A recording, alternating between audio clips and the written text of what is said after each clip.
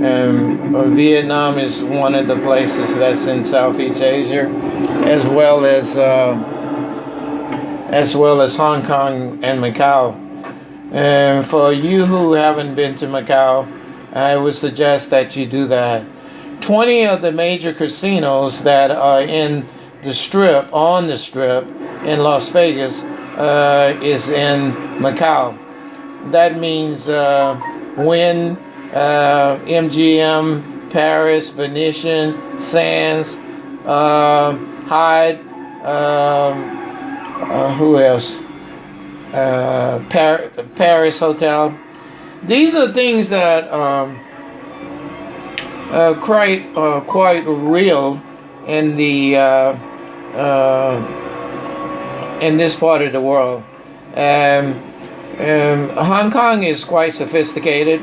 It kind of reminds me of New York, and there's places in here that reminds me of parts of New York. For instance,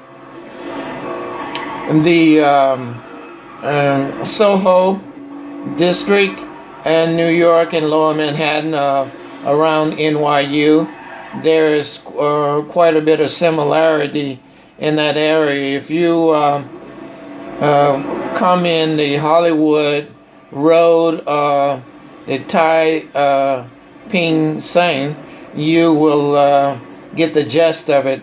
Walk into restaurants and actually pretty nice places, and you're not that far from the subway to get back and forth around Hong Kong. And my stay in Vietnam was quite interesting. I was in the capital, which is 7 million people, Hanoi, Vietnam, and the largest city is Ho Chi Minh, which was quite interesting trip. I spent 11 days there, and I certainly got significant feel for the 21st century in that part of the world. When you go to my website, you can gain more insight on what's going on in that part of the world. This is all Southeast Asia, okay? The diversity here of every Asian culture you can think of is in Hong Kong. So I stayed at the Cosmo and the Dorset, and these two properties are the same people that own them. But just across the street was the Jockey Club, which is the racetrack. Every Wednesday night they have the horse races, and they've been doing it for centuries. The British was here at least a century, and they left about 35 years ago, and it's still going on today. The wealthy, no matter where you're at, do the same things, no matter where they at. You could be in Asia, you could be in Europe, Eastern Europe, Western Europe, it doesn't matter. Wealthy people do the same thing everywhere they live. They enjoy themselves and take in the amenities that's being offered to them. And they raise their families up, the kids go to good schools, and the like. I like Asia for many reasons. I learned a lot here about the people and the culture, and I will be returning till the day I die. My girlfriend is here, and that's a plus for me. And I feel pretty comfortable saying that I'm a Vietnam veteran and spending time in Vietnam. Because it's not the same world it was 50 years ago. It's a whole different, it's the land of opportunity and high rises and that type of thing. A lot of foreigners, including Americans, live in Hanoi teaching English, but the truth is that in Hong Kong, most people, unless they from another culture of people that come here, Asians or whatever, East Indians, all speak English. So therefore, there's a lot going on here. And nightlife is big, diversity in restaurants, of the aspect of nightlife is here, and it's also in Hong Kong. The uniqueness about Da Nang, and I was stationed there, you have the beach and you have the mountains. So that's what I like. Plus, it's about 1.3 million people live there, which makes my day for sure. I feel very comfortable living where less people live. And Hanoi and Ho Chi Minh are cities that simply have a lot of history and culture there, but there's just too many people. And it's the same as New York City, just too many people. But I certainly had a great time, and I will upload some of the photos that me and my Tina we took here, and let the world see them. It's unique in its own right. Most people wouldn't believe it unless they've been here, but there's a lot of European influence here. A lot. Westernized shopping malls everywhere. I mean, you can't go one part of this town and not find huge shopping malls with high-end vendors. Omega, the watches. And we also have Times Square here. Times Square is unique in its own right too, because of the upscale lifestyle that a lot of people lead in that the general area. There's a lot of high rises, not many under 25 stories, and they straight up. So rich people, they got nannies. They send their kids to proper schools so they can get good educations. Then they have the opportunity to get higher education in London, Australia, Canada, because these are all commonwealths of the Queen Mother, the Queen in England, and they still have considerable amount of strength and power here. I say, for as China go, is doing quite well. From what my observation and the research, they doing quite well. The convention center is doing well. You got the Radisson Hotel right next door to it, and you're right on the marina. So there's tons of tourists out there every day taking photos of it. And I don't mean just Western people. I mean mainland China people are actually taken apart. And then what I tried to do is I tried to stay around the city, so therefore I could get a better understanding of Hong Kong and the diversity of it. Like I stayed in the Cosmo and the Dorset properties, and I was right across the street from the Jockey Club where they hold the races every Wednesday there, the horse races. So that was quite interesting in itself. Then I went to, I believe it was Tan Chi. I went to that area. You have Waichan. You have Happy Valley, whereas Happy Valley and the Jockey Club are all the same in that general area. But you have WANCHAI,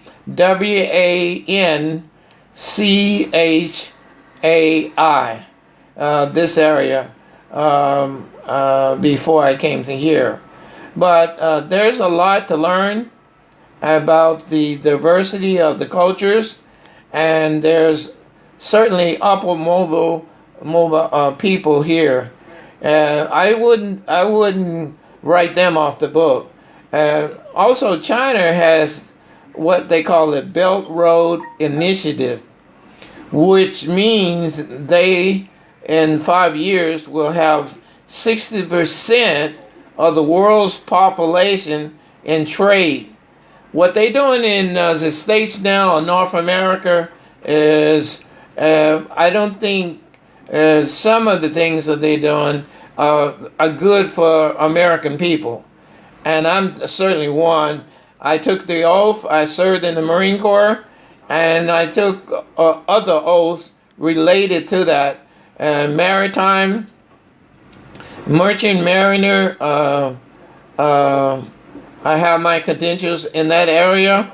So that means they come under the heading of the Coast Guard, Homeland, FBI, what else? I'm trying to think. Homeland, FBI, Coast Guard, and the DOD, which is the Department of Defense. I come under the auspice of that because I'm a mariner, maritime, and the Coast Guard is it's a big deal because mariners are protected by the Coast Guard. They check contraband, drugs, that type of thing are being protected. Our walls and that type of thing. So just like any other port area, whether it's Seattle, Portland, San Francisco, Los Angeles has a big harbor, Baltimore on the East Coast, New York, a big waterway for a trade and this type of thing. And so naturally, in these areas, there is what we call contraband that are being transported in and out of the country. So there's a lot to learn when you travel. Luckily for me, I've been in roughly 40 countries. And so I feel proud of my knowledge and wisdom for seeing the world as it is and not as other people think. Americans are the only group of people that don't have, the greater part of the population don't have passports. Passports for the Australians, New Zealand, Europeans in general, they all, especially Germans, they all, a large population have passports where they've been and can see what other cultures are all about. And this is a thing that should be taken care of by every American, because racial tension in the U.S. is at an all-time high, and people should understand that it's not like that around the world. You can actually go to safe neighborhoods and not have to worry about being robbed or mugged, police beating you up, or that kind of nonsense. That don't make any sense. Now, if you're white, you are privileged, so you might see it a little bit different than I do.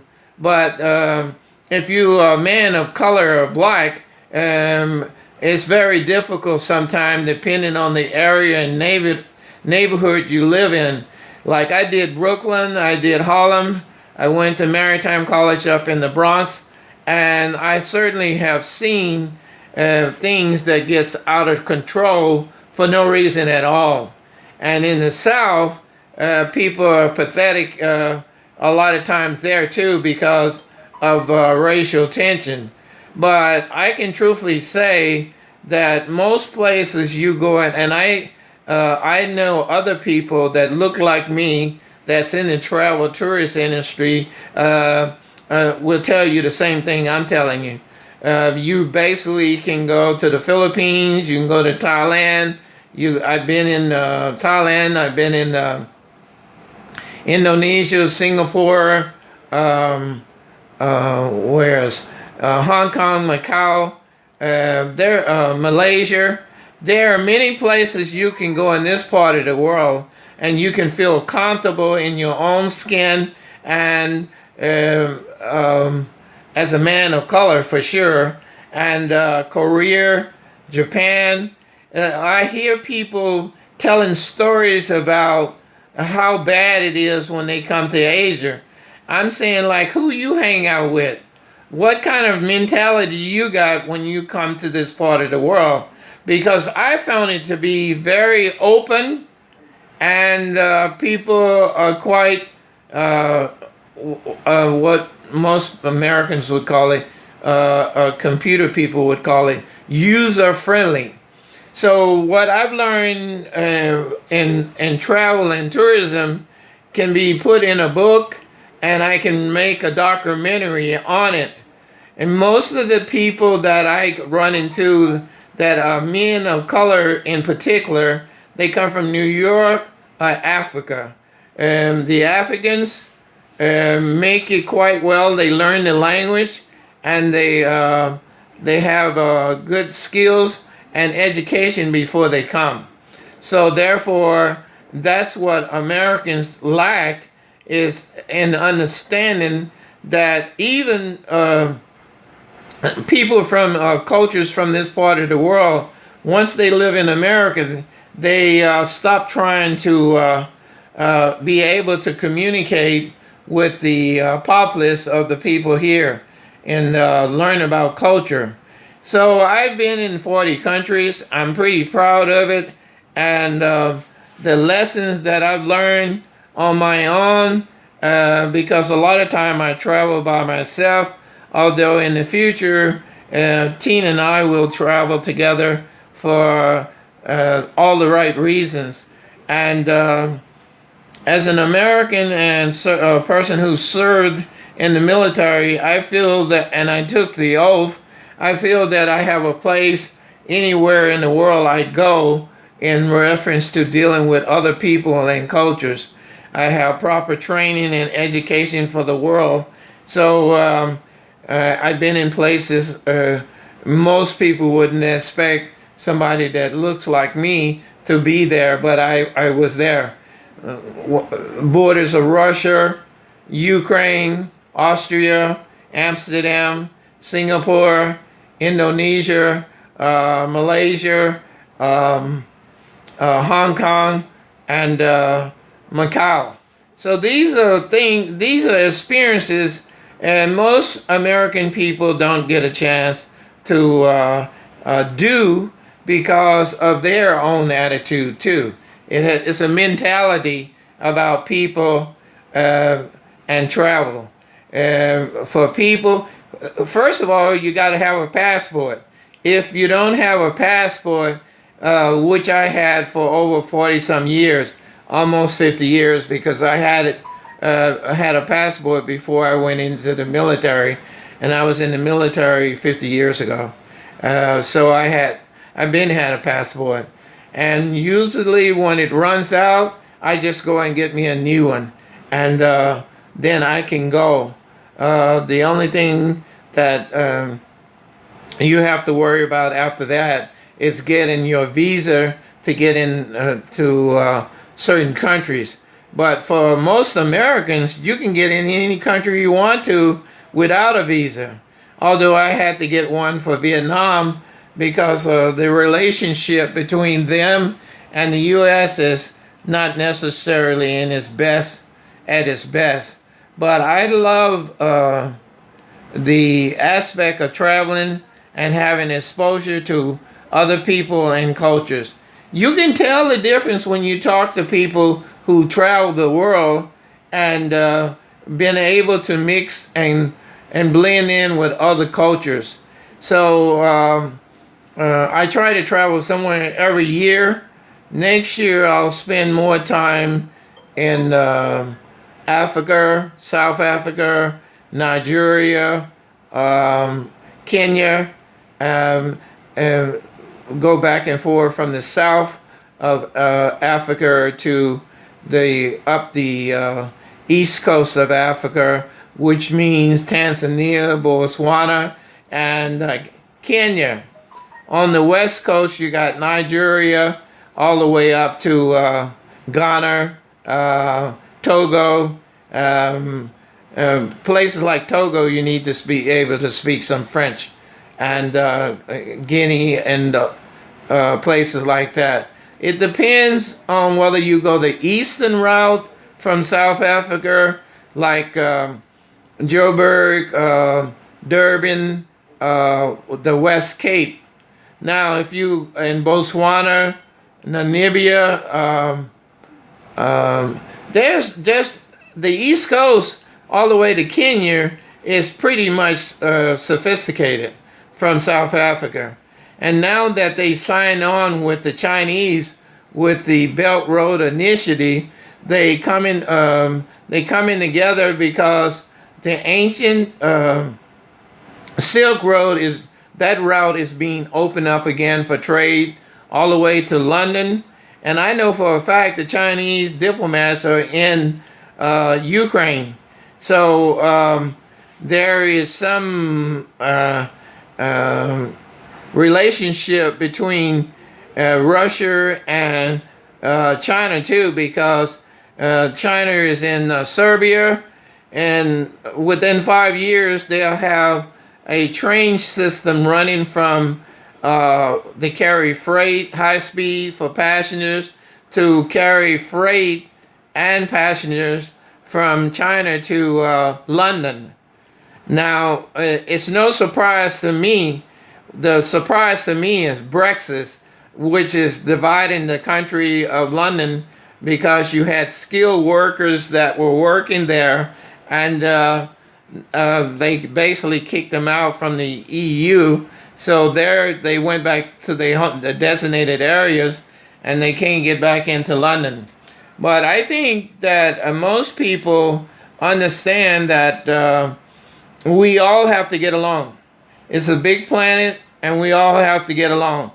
I agree that in the last 10 to 15 years, 20 years, the population has tripled, and that has something to do with this deportation business.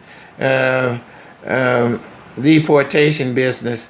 But me as American, since it's made up of so many different groups of people, and people of color, black, from all over the continent. I mean, I trace my ancestry DNA back to West Africa. So amazingly enough, it said Nigeria. So 49%.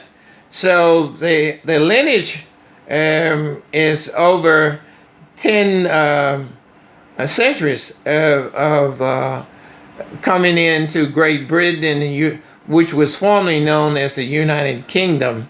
And with that being said, if you don't know world history or you don't know geography, you won't get it.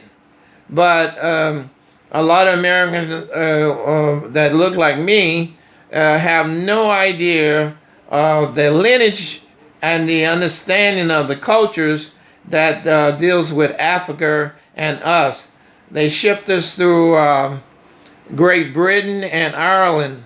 So we are a mixture of many cultures and people, and they wiped it out of the history books. But the truth is the truth. The truth will set you free. So I'm pretty happy with what I've learned and understand. I have a clear picture of who I am and why I am who I am. Because when I grew up as a kid, the first 10 years, I basically lived with my grandparents in the South, which was Louisiana, and they were sharecroppers. And this was the Jim Crow era, where people had white and colored water fountains and entrances to restaurant if you wanted. What always amazed me about that, excuse me, what always amazed me about Jim Crow, you wasn't able to get in the front door, but the whole staff was cooks, black. I never will understand well, I know why. Is because they had free labor and try to put fear of God into many people that look like me. It won't work today with ever again, but because we are aware of our history now. But I will be traveling mainly to Africa next year, and you see that the relationships across Europe, no matter where you're at, you see Africans and multicultural racial backdrops, and you see it everywhere. And it's also in Asia.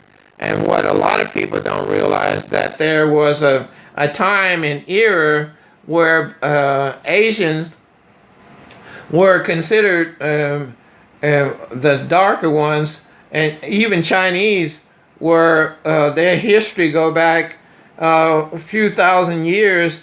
They were black too, and with them doing the Belt Road Initiative in Africa now, I mean in China and Africa, because of 60 countries signed on.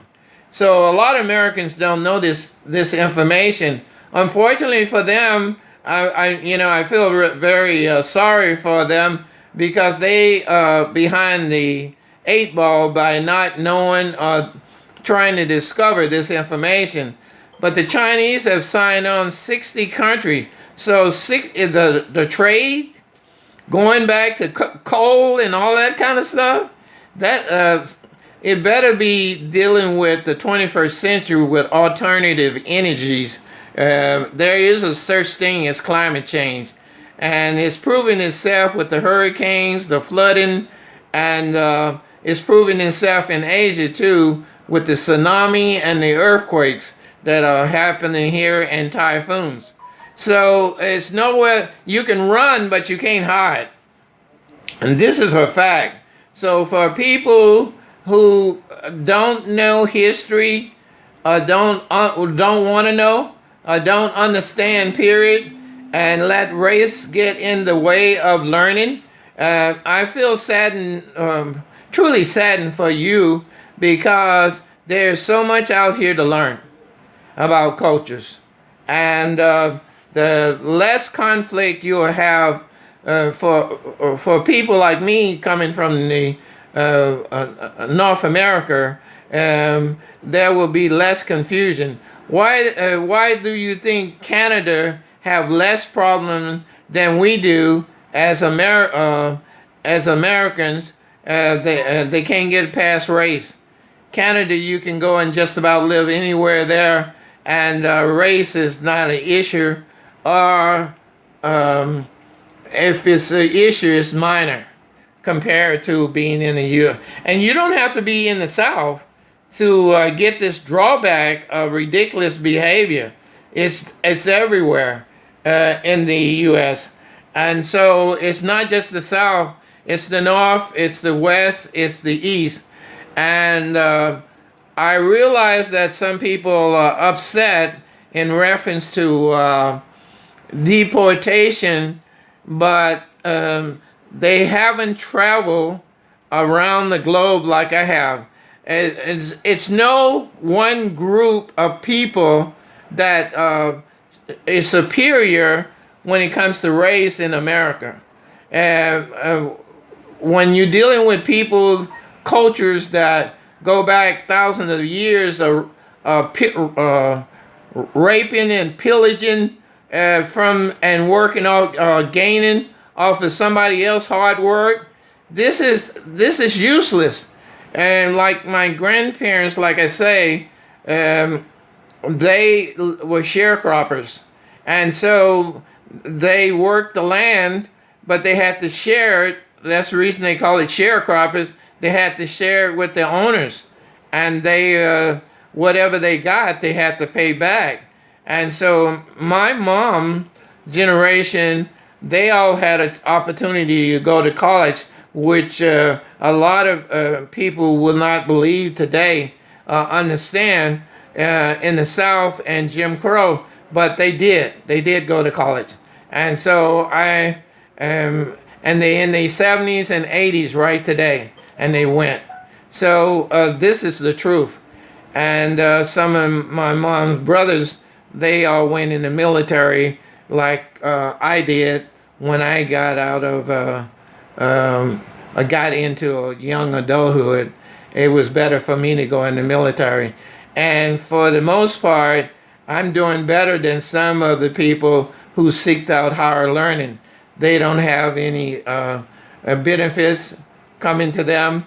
And I can't think of anybody I know that served in the military that don't have benefits. They have housing, they have health care till the day they die. And these are things that, as you get older, mature in the world, that you cannot deny. You need health care, and you need to have a roof over your head, food in your stomach, and clothes on your back. These are the facts. This is the reality of becoming an adult. So therefore, I want to make it perfectly clear to many people who are complaining about what they did. Nobody wants to go to war. Nobody. And I get that. And you certainly don't want your grandchildren having to go. But it's a part of being American. Okay, once you take the oath, I belongs to the American Legion, I belongs to the Marine Corps League, and I got a lifetime membership with them. And what I'm trying to get people to understand, Americans in particular who don't travel, don't carry a passport, are racist about everything that takes place. It's just the way America is. But they need to learn a lesson about the future, so it can be a better place for your grandchildren to come up in. And these guys, that the same groups of people that was raping and stealing and pillaging off of other people's back, the sweat of our brow, is the same people that's doing it today. So that's another factor. You need to get out and vote. Vote to make this a better world that we live in for all people. You know what I mean? And for people that come in illegally, they need to be legal. It's as simple as that. They need to be legal. So the Constitution has a lot on the books if it's being used correctly. So that's what I'm saying. The information is there for us all to learn. But if you don't want to learn, understand, learning and understanding, make it understood that you are aware of what's supposed to be going on in the 21st century. And you can you as a person can be a better person. But Asia is something to talk about. Indonesia, it's about 99% Muslim. And most people don't know that, but that's the fact. And the women and men do all types of work. They work in offices, they work for airlines, and due to the fact of their culture, this is the way it is. Anyway, I'm closing out. This is Bobby Haynes, and I have many contacts across Asia that in the travel and tourism industry are related. And my favorite festival, not festival, but trade show every year is IMEX. IMEX. IMEX come to Las Vegas every year. This year they have Eyes on Travel at the same time. And my other trade show I like is Fort Lauderdale. They have the International Boat Show. And so that's a really special event. And then they have a nice one in Palm Beach, but it's just different. There's more diversity in Fort Lauderdale, and on top of that, they have one in Miami Boat Show. These are in-water boats and out-of-the-water boats, so you can see them in the arenas or the coliseums or et cetera, et cetera, et cetera. But in-water yachts, you got them all the way up to mega yachts, okay? And you have sailboats. When you see the sailboat, they span. Well, the initial abbreviation for it is SY, which is sailing yacht, and MY is motor yacht. So these are the things that go on. So when it starts in Fort Lauderdale, it goes straight to the Caribbean, all the way down to Antigua. I've been there too. They have the the yacht management show, charter show. That's basically management of yacht charters. So and then it goes before it gets that far, it goes to the British Virgin Islands, and that's a big place. They have one in St. Thomas, which is the U.S. Virgin Islands, and they have it here. And just about anywhere they have waterways, you're going to have yachting. Okay, so whether it be San Francisco or L.A., whether it's Malaysia, South Florida, they're going to have yachting events and regattas. They have that in the Caribbean as well. So these things are normal, and they very real for anybody that has the money or has the resources to do their thing. Anyway, I'm going to close out. This is Bobby Haynes. My company name is At Your Service, HB LLC. That's with the state, and with the city, I have the same thing. City of Las Vegas, I have the same thing. At Your Service, HB LLC, and the other information. Fort Lauderdale, Las Vegas has some of the biggest shows, trade shows, that they kind of like Hong Kong. They have the big trade shows, whether it's electronic technology, that type of stuff. Like January, they have CES, which is the Consumer Electronics Show. Then they go into other adult type entertainments right after that show. But it's there for us all. Then they have the, I'm a member of the United States Concealed Carry Association, so they have the SHOT Show there every year. And these are people that sell weapons and accessories around the globe. And you can actually make purchases there if you're a member. So what I'm saying, Las Vegas has a lot of opportunity for everybody if you want to learn new and fresh things from conventions. They have the car show in March. They have NASCAR there. So this is a big deal. And that time, I like Formula One racing, so I've been to Monaco and May and the Cannes Film Festival as well. So these events take place every year. You just need to know when they're available. And also, I've been to private jet shows too. And that's interesting events as well. You meet interesting people, and it's exciting.